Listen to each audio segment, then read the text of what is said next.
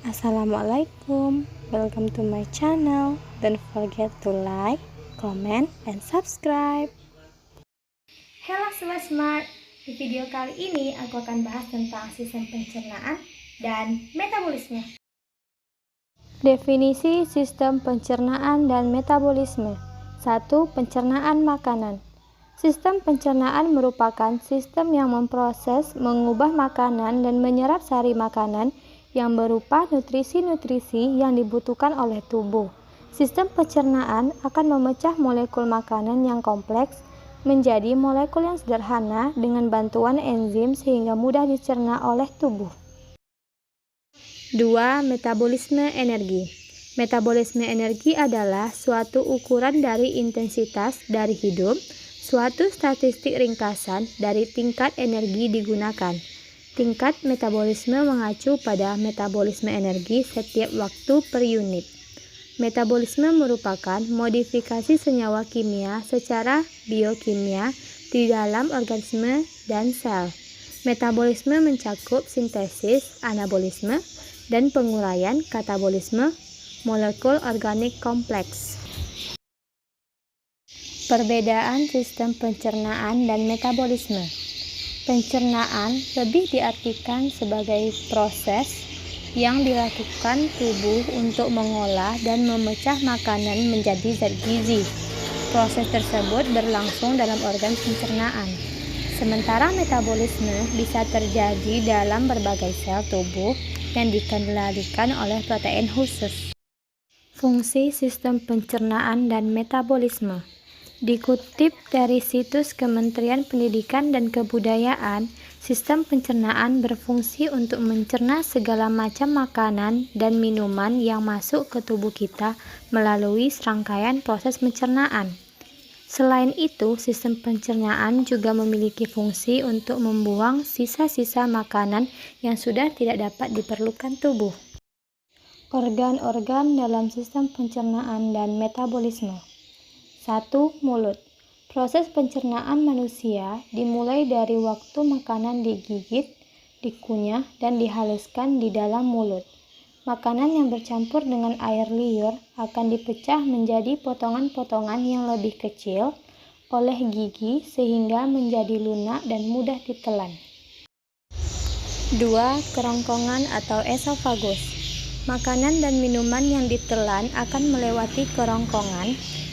Kerongkongan adalah saluran yang panjangnya sekitar 25 cm dan berfungsi untuk menyalurkan makanan dan minuman dari mulut ke dalam lambung. 3. Lambung. Setelah menerima makanan dan minuman, lambung akan mengeluarkan zat asam dan enzim untuk melanjutkan proses pencernaan. Selain memecah makanan, lambung juga akan membunuh mikroorganisme yang mungkin terdapat pada makanan atau minuman. 4. Pankreas.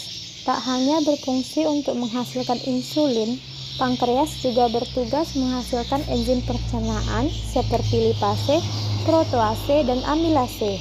Enzim tersebut akan dilepaskan oleh pankreas dan ikut bercampur dengan enzim pencernaan dari lambung.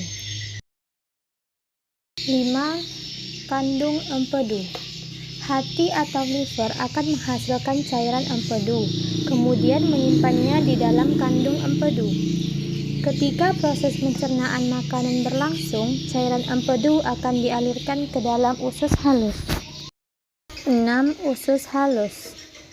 Makanan yang sudah menjadi pasta atau timus di dalam lambung akan didorong ke usus halus. Gerakan yang disebut peristaltik usus ini terjadi karena kontraksi dan relaksasi jaringan otot di dinding usus halus. Usus halus sendiri terdiri atas 3 bagian, yaitu duodenum atau usus 12 jari, jejunum atau usus kosong, dan ileum, bagian terakhir dari usus halus. 7. Usus besar. Setelah diolah menjadi berbagai nutrisi yang diserap oleh tubuh, makanan yang sudah dicerna akan meninggalkan sisa atau limbah yang disebut tinja atau feses. Usus besar akan mendorong limbah makanan tersebut ke dalam rektum, yaitu perhentian terakhir pada saluran pencernaan. Ketika rektum sudah terisi penuh dan tinja di dalamnya siap dikeluarkan melalui anus, Anda akan merasakan mulas dan muncul dorongan untuk buang air besar. Proses pengolahan dan pencernaan makanan hingga menjadi tinja umumnya memerlukan waktu kurang lebih 30-40 jam. Berdasarkan prosesnya, pencernaan makanan dapat dibedakan menjadi dua macam seperti berikut. 1. Proses mekanis. 2. Proses kimiawi.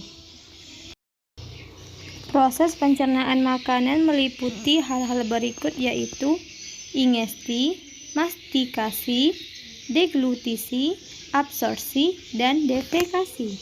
Gangguan atau kelainan yang biasa menyerang sistem pencernaan adalah gastritis atau radang lambung, batu empedu, diare, disentri, radang usus buntu, dan kanker. Cara menjaga kesehatan sistem pencernaan dan metabolisme. 1. Banyak minum air putih. 2. Memperbanyak konsumsi makanan tinggi serat seperti buah, sayuran, dan biji-bijian. 3. Hindari stres. 4. Rajin olahraga. 5. Makan dengan cara yang baik seperti tidak berlebihan dan tidak terburu-buru. Thank you for watching. Wassalamualaikum.